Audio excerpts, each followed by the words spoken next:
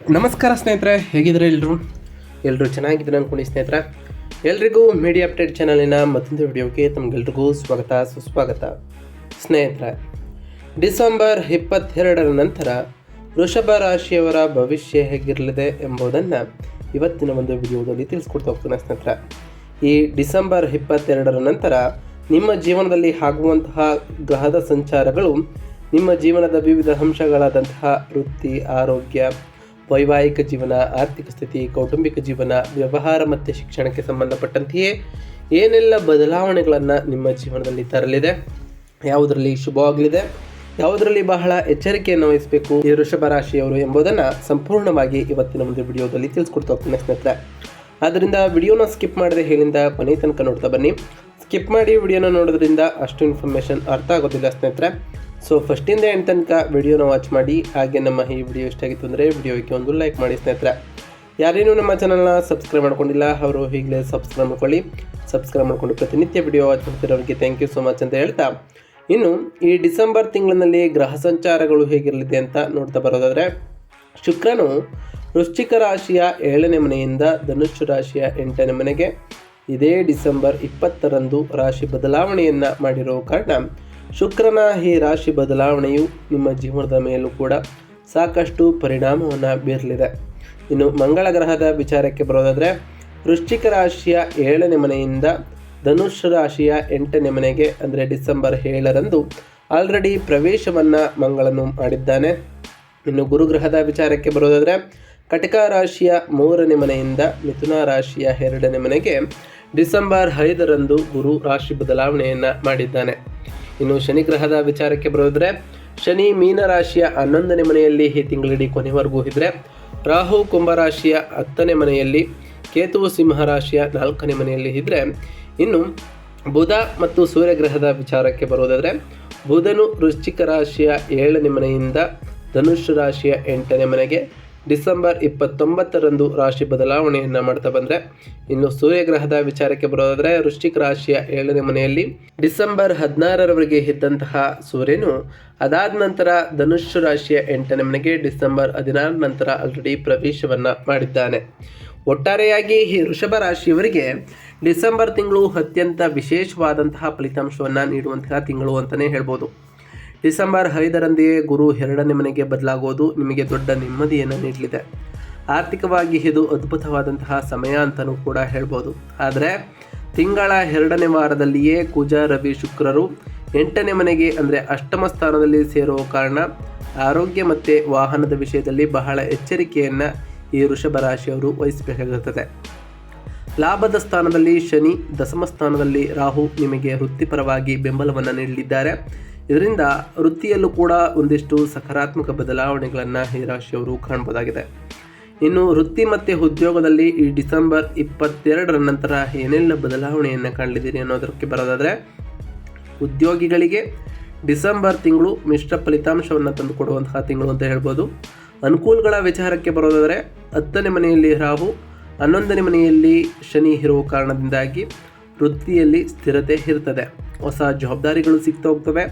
ಗುರು 2ನೇ ಮನೆಗೆ ಬರೋದರಿಂದ ನಿಮ್ಮ ಮಾತುಗಾರಿಕೆಯಿಂದ ಎಲ್ಲರನ್ನು ಆಕರ್ಷಿಸ್ತಾ ಹೋಗ್ತೀರಿ ಸ್ನೇಹಿತರೆ. ನಿಮ್ಮ ಐಡಿಯಾಗಳಿಗೆ ಕಚೇರಿಯಲ್ಲಿ ಉತ್ತಮವಾದ ಮನ್ನಣೆಯೂ ಕೂಡ ಸಿಗಲಿದ್ದು, ಇದರಿಂದ ನಿಮ್ಮನ್ನು ನೋಡಿ ಬೆರಗಾಗುವವರು ಕೂಡ ಜಾಸ್ತಿ ಜನ ಇರಲಿದ್ದಾರೆ.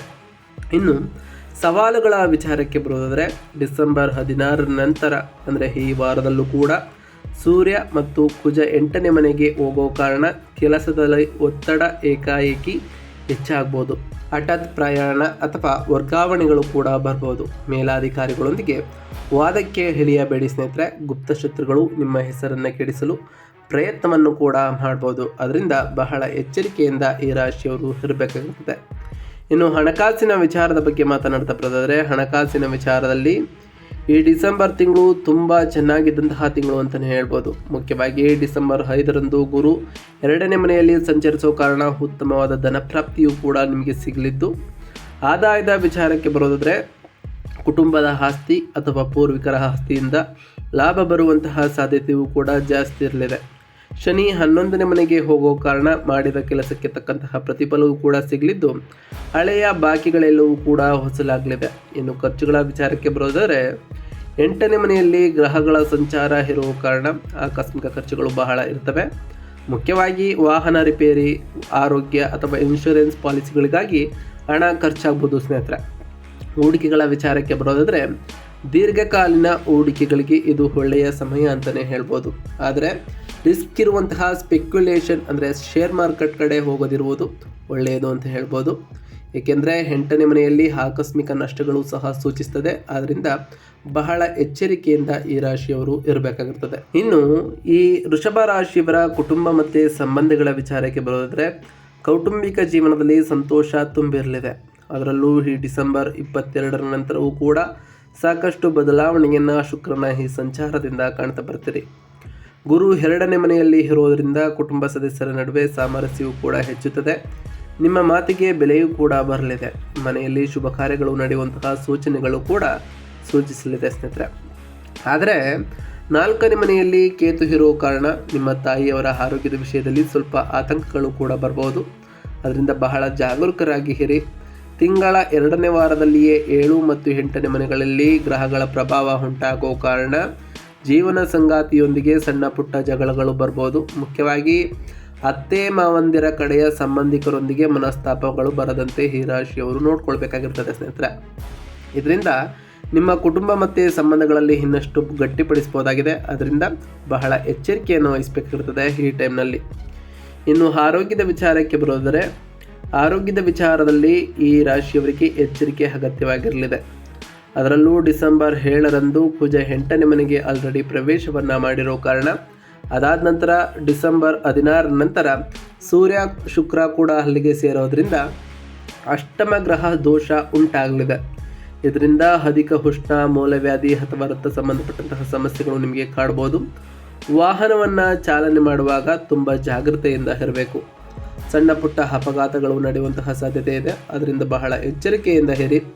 ಎತ್ತರದ ಪ್ರದೇಶಗಳಿಂದ ಕೆಳಗೆ ನೋಡುವಾಗ ಅಥವಾ ಸಾಹಸದ ಕೃತ್ಯಗಳನ್ನು ಮಾಡುವಾಗ ಎಚ್ಚರ ಬಹಳ ಅವಶ್ಯಕತೆಯಾಗಿರಲಿದೆ ಸ್ನೇಹಿತರೆ. ಇನ್ನು ಈ ರಾಶಿಯವರ ವ್ಯಾಪಾರ ಮತ್ತು ವ್ಯವಹಾರದ ವಿಚಾರಕ್ಕೆ ಬರೋದಾದರೆ ವ್ಯಾಪಾರಿಗಳಿಗೆ ಈ ಡಿಸೆಂಬರ್ 22ರ ನಂತರ ಏರುಪೇರುಗಳು ಕೂಡ ಇರ್ತವೆ. 11ನೇ ಮನೆಯಲ್ಲಿ ಶನಿ ಲಾಭಗಳನ್ನು ಕೂಡ ನೀಡಿದ್ದಾರೆ. ಆದರೆ 7ನೇ ಮನೆಯ ಅಧಿಪತಿ ಕುಜ 8ನೇ ಮನೆಗೆ ಹೋಗೋ ಕಾರಣ ಪಾಲುದಾರಿಕೆ ವ್ಯವಹಾರಗಳಲ್ಲಿ ಜಗಳಗಳು ಕೂಡ ಬರ್ಬೋದು. ಪಾಲುದಾರರೊಂದಿಗೆ ಪಾರದರ್ಶಕವಾಗಿರುವುದು ಈ ಟೈಮ್ನಲ್ಲಿ ಮುಖ್ಯವಾಗಿರಲಿದೆ. ಇನ್ನು ನಿಮ್ಮ ವ್ಯಾಪಾರ ವಿಸ್ತರಣೆಗೆ ಅಥವಾ ಹೊಸ ಪ್ರಾಜೆಕ್ಟ್ಗಳನ್ನು ಶುರು ಮಾಡಲು ಡಿಸೆಂಬರ್ 5 ಉತ್ತಮವಾದಂತಹ ಸಮಯವಾಗಿತ್ತು. ಆದರೆ ಸರ್ಕಾರಿ ಸಂಬಂಧಪಟ್ಟಂತಹ ಕೆಲಸಗಳಲ್ಲಿ ವಿಳಂಬವಾಗ್ಬೋದು ಅಥವಾ ದಂಡ ಕಟ್ಟುವಂತಹ ಪರಿಸ್ಥಿತಿಯೂ ಕೂಡ ಈ ರಾಶಿಯವರಿಗೆ ಬರ್ಬೋದು. ಅದರಿಂದ ದಾಖಲೆಗಳು ಸರಿಯಾಗಿವೆ ಎಂದು ಪರಿಶೀಲಿಸಿಕೊಳ್ಳಿ. ಇನ್ನು ವಿದ್ಯಾರ್ಥಿಗಳ ವಿಚಾರಕ್ಕೆ ಬರೋದಾದರೆ ವಿದ್ಯಾರ್ಥಿಗಳಿಗೆ ಈ ಶೈಕ್ಷಣಿಕ ವಿಚಾರದಲ್ಲಿ ಅದ್ಭುತವಾದಂತಹ ಸಮಯ ಅಂತಲೇ ಹೇಳ್ಬೋದು. ವಿದ್ಯಾಕಾರಕನಾದಂತಹ ಗುರು 2ನೇ ಮನೆಗೆ ಬರೋ ಕಾರಣ ನಿಮ್ಮ ಜ್ಞಾಪಕ ಶಕ್ತಿ ಹೆಚ್ಚಾಗಲಿದೆ. ಕ್ಲಿಷ್ಟಕರವಾದಂತಹ ವಿಷಯಗಳನ್ನು ಕೂಡ ಸುಲಭವಾಗಿ ಅರ್ಥ ಮಾಡ್ಕೊಳ್ತಾ ಹೋಗ್ತೀರಿ. ಸ್ಪರ್ಧಾತ್ಮಕ ಪರೀಕ್ಷೆಗಳಲ್ಲಿ ಜಯವನ್ನು ಕೂಡ ಸಾಧಿಸಲಿದ್ದೀರಿ.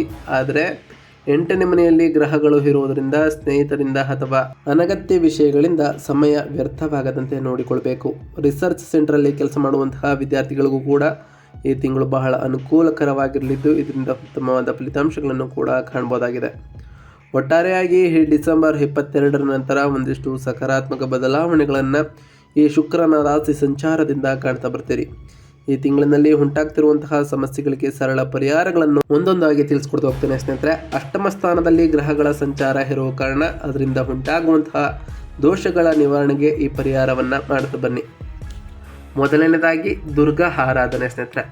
ದುರ್ಗಾ ಆರಾಧನೆ ಅಂದರೆ 8ನೇ ಮನೆಯಲ್ಲಿ ಕುಜ ರವಿ ದೋಷ ನಿವಾರಣೆಗಾಗಿ ಮಂಗಳವಾರ ಮತ್ತು ಶುಕ್ರವಾರ ತಾಯಿ ದುರ್ಗಾದೇವಿಯನ್ನು ಪೂಜಿಸಿ ಅಥವಾ ಆರ್ಗಲ ಸ್ತೋತ್ರವನ್ನು ಪಾರಾಯಣವನ್ನು ಮಾಡಿ ಸ್ನೇಹಿತರೆ.